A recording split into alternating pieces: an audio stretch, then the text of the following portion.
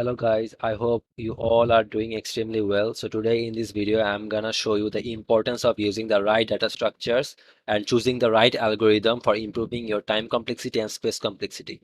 So for you who are not familiar with time complexity is something which actually expresses the speed of our code and the mathematical notation you can say, which actually helps us to denote the speed of our code. On the other hand, the space complexity is something which actually helps to indicate how much memory we are using in our RAM, and it is also a mathematical explanation, and both of the things are quite similar, and you can calculate it very uh, quickly. If you are good at maths or you understand some basic maths, then it will be very easy for you to calculate the space complexity or time complexity if you actually give some time in it.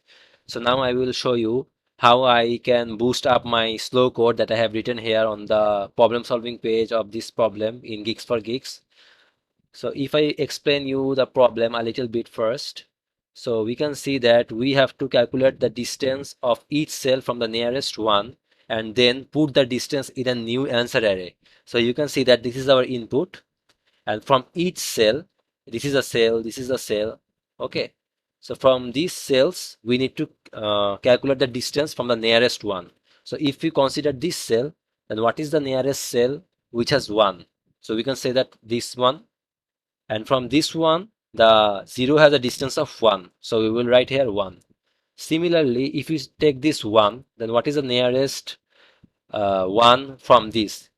The nearest one from this cell is the 1 itself, so we will take 0 step to reach the nearest one because he himself is a 1, so we will put a 0 here. So like this, considering every cell, we will calculate the nearest distance to reach 1 and fill up this answer array. So this is the final output that we will get. So the purpose of this video is not to teach you how to solve this problem, rather to show you that how important it is to choose the right algorithm. So if I speak about DFS, so if I use the DFS algorithm, then we can see that uh, these are the DFS algorithm that I have written from before, and this DFS algorithm will be much slower, because if you consider this nearest algorithm, then you can see that it uses a bad DFS approach in this. It will take the path which gives you the minimum result for each cell.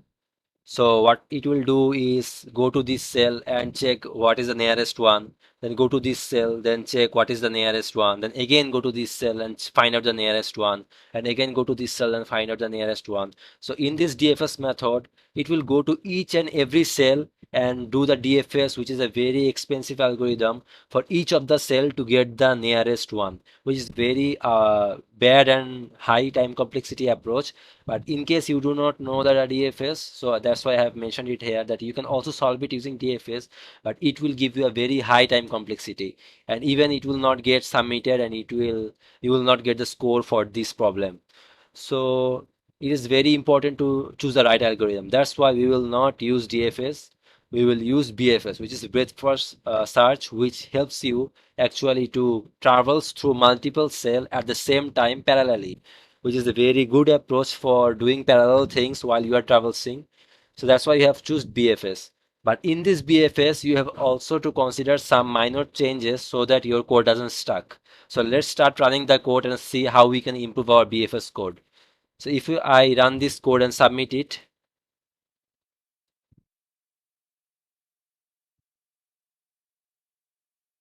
we can see that it has passed 10 cases and then it has reached the time limit. And it is saying that the highest time limit my code can take is 1 second. So if my code take more than 1 second to finish, then this terminal or this code editor will throw an error and my code will not be successfully submitted. That means I need to do something in my code to optimize it. So what can I do is actually we can use a queue data structure which is made of linked list instead of array. We know that the queue data structure can be made of two types of thing. One is array and one is linked list. But if you use a array type data structure to make a queue, then it will be very slow and it is only supported for the smaller types of input. But in case you are expecting a very faster queue, then you should implement the queue data structure using a linked list. As you can see, I have already implemented here. So these are those data structure which I have made by own by writing some code. So if you don't know how to code a queue data structure, you should learn from any other video, but I just showing you how time complexity improves in this video. So now what will I do is, instead of using the queue which is made of array data structure, I will use my own queue which I have made by writing my own code by the help of a linked list. So now I will just define the queue. Now you will see that maybe it will get a better performance. So let's try.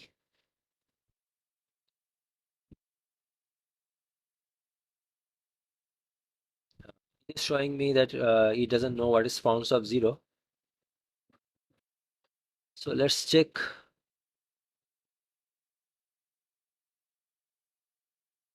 Okay, maybe.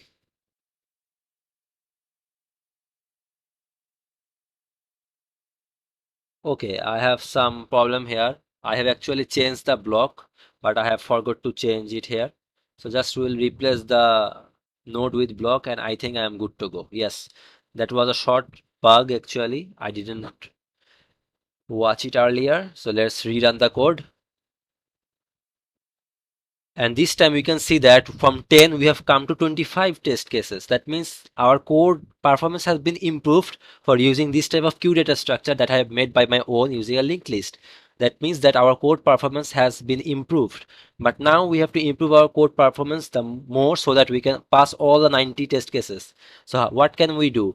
So we can see that we are creating an m into n answer matrix which is equivalent to this space m into n space complexity, and we are also consuming the time complexity of m into n for making the exact data structure type and filling it up with x. So what can we do is that we do not actually fill up each of the blocks with a new element known as x. Rather, we will reduce the time complexity by actually removing this line. Okay, we will not fill each of the cell with X. Rather, we will let the whole cells or the whole rows empty. Okay, we will let the whole rows empty, something like this. Our matrix will be something like this. Okay, it will be empty, empty, empty. Earlier, what we was doing is also filling up these cells with X.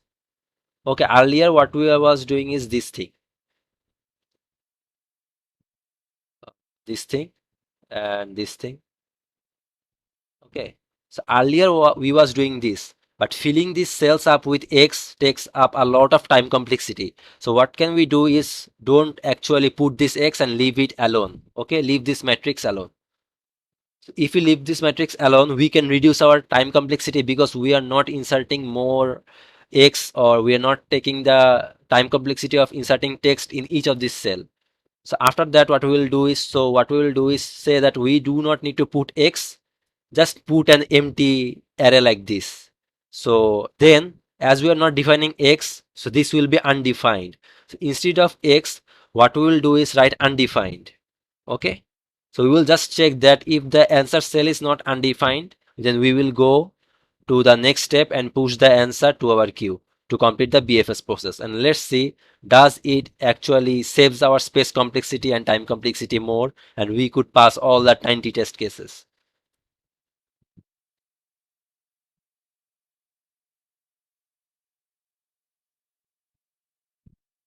Yes, we can see that we have successfully optimized our code from 10 test cases to 25 test cases to 90 test cases. And in this way, I have shown you how can you improve your code performance by changing the data structure type or using a better data structure type to improve the time complexity and to reduce the space complexity. Earlier, we are using the X to store each of the cell, but actually now we are not using. So it also improves the time complexity because we are not filling the X.